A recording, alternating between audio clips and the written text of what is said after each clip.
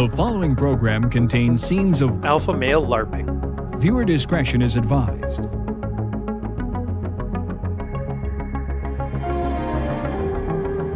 So what is the red pill?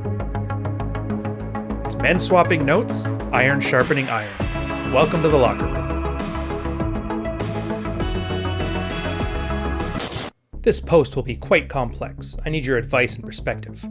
My girlfriend of 7 months lives alone and has recently taken in her brother so he has a place to stay after an altercation with his dad. Her brother's a turd. He never worked in his life, he sells drugs for a living, and he's waiting his possession sentence. A few days ago, he and I sitting alone. After a while, he tried to scare me in submission. He claimed that relationships such as ours are frowned upon in our culture. We're both devout Christians. I, however, don't adhere to that crap anymore. Neither does she, or so I thought. After me showing no respect nor fear of his shenanigans, he pretty much threatened my life. Believe me when I say that I handled it remarkably well. I was the epitome of stoicism. I also made it clear to my girl that I would be ready to die for her. I know it sounds blue pill, but part of it was being unfazed by him. Her mother got involved by taking the brother's side at first, but then showing some remorse towards me. Here comes the big problem. I'm very disappointed in how my girlfriend handled the situation. She has now kicked her brother out temporarily, but one thing happened which is very telling of what I mean. When her mother visited her yesterday, she had a picture of us that I had framed and given her for Christmas. I noticed and I brought it up, stoically. She apologized, but I knew I was pissed, because I had reasonable cause to be pissed. She couldn't sleep next to me yesterday and left to sleep in the bed next in the living room. Now it's the next night and the picture is still in the drawer. I'm very distant with her and she tried to be understanding in regards to what transpired during the last week, yet the picture is still in the drawer and she now just went into the living room again. I was ready to sacrifice my life in order to fight for her. More like fight for my honor, really. But her loyalty to me is minuscule in comparison. Why do my instincts tell me to drop everything, and is there a way to work through this? Maybe letting time decide? Please try to refrain from telling me to dump her, that's easy. Thanks. Then 2 days later, this guy responds, thanks. I don't feel like caring anymore about the married red pill because I think its content needs reviewing, although I thought I'd still contribute somehow with this update. Today, the picture now sits on the top shelf with a new golden frame, towering above all her pictures of her family without me even asking for it. I even said she went overboard. We broke up during New Year's, and after I wrote the previous thread, I started retreating a little and said that we should be friends for a while. Me meaning we still see each other as usual, but without having sex. She misinterpreted as thinking as I wanted to break up completely, so she panicked and ended it herself. I later found out she had been crying for days and even had a panic attack in the bathroom. Dreadful thing, but I think you would agree that it felt good knowing how attached to me she was. Today, we're better than ever. Complete respect and devotion from her. Her brother still has to live with her for the time being, but doesn't dare look me in the eyes anymore. So 99% of the advice I got previously was about me breaking up with her. It was warranted, but by being the unfolding oak, I elevated the relationship instead. I have to work now. I'll come in later. A couple of terms before we get started. Negotiated desire. I think it was Rollo who originally quoted this, but negotiated desire at best will get you obligated compliance.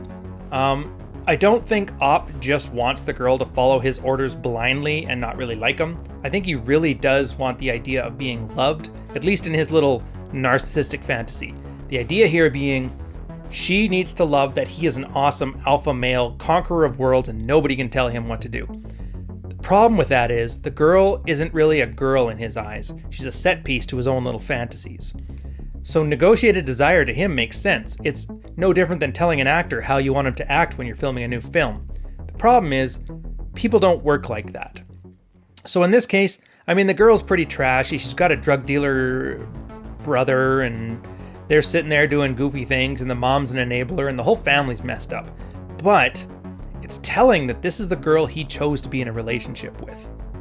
Never mind the fact that it's been 7 months and he's already talking like he's some patriarch of the umpteenth order of the League of Distinguished Gentlemen. That should let you know right there, he's really looking to be Captain Save-A-Ho towards somebody. And right here, it's just not working out for him. And one of the very small nitpicks of this thing, which is not the most important underlying characteristic, but it's one of the more important ones, is that he keeps trying to demand his way. He keeps saying things, he keeps making bargains and bets. Doesn't matter what happens, and he's never going to get what he wants. The underlying thing here is a covert contract. Now, if you don't know, covert contracts were coined by Dr. Robert Glover. And simply put, it's you making some deal with somebody else. You give certain things in exchange for other things, but you don't let the other person know.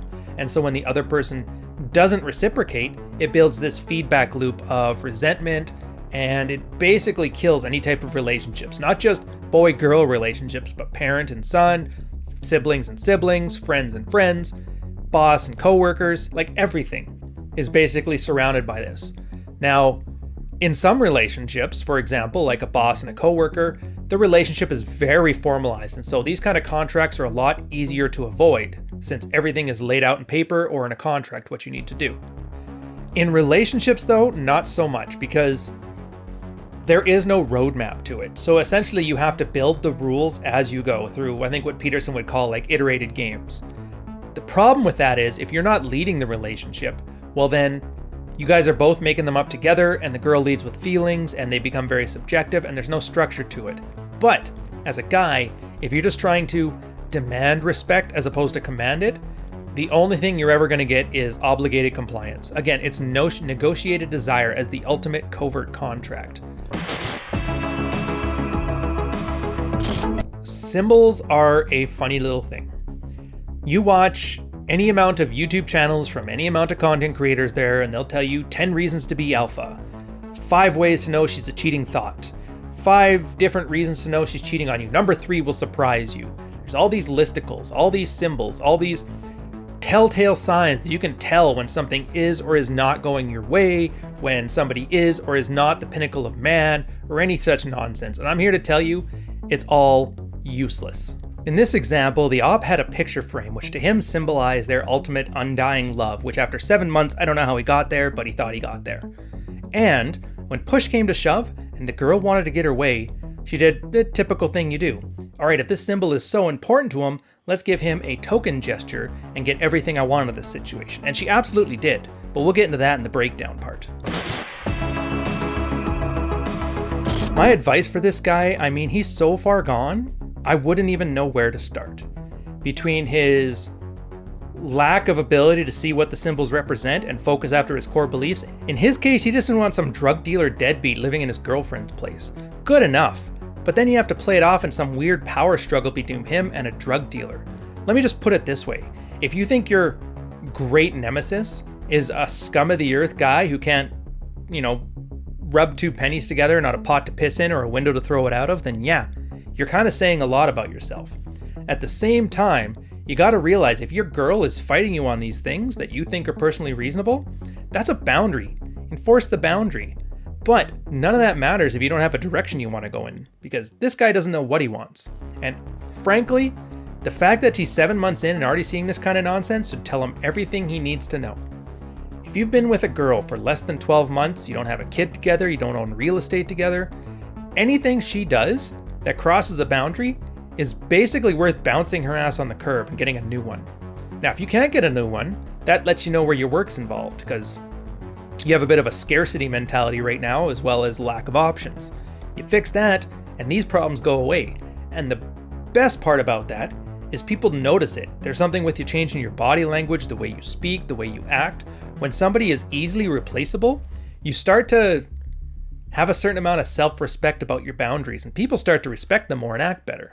Like, I guarantee you get a switched-on guy who's not putting up with nonsense, girl would be terrified of bringing her drug dealer brother into her house. Girl would be more terrified about not bragging about him. In fact, she'd probably brag about him because she actually likes being around the guy. The fact that the guy right there got indications that she didn't even really like him enough to show it off to her parents kind of lets you know where he stands, and I think he knows that too. That's why he acted all high and mighty in this report.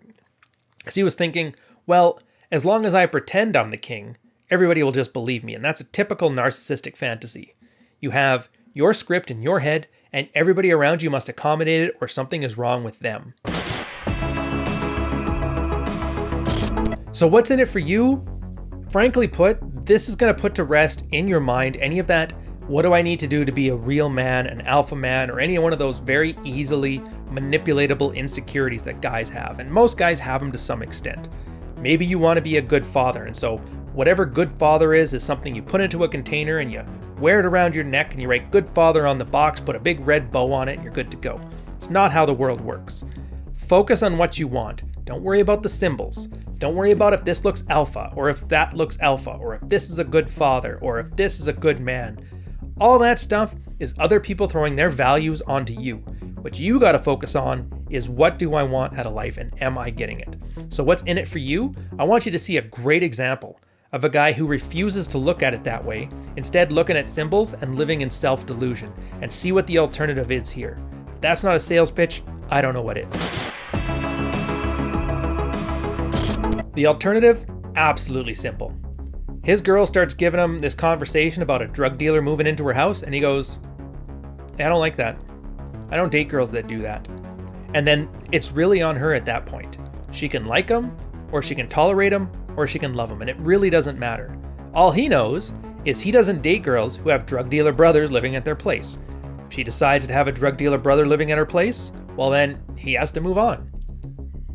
At the same time, if she hides it from him, maybe he doesn't find out, that's fine. People don't know what they don't know until they know it, but when he finds out, what does he do then?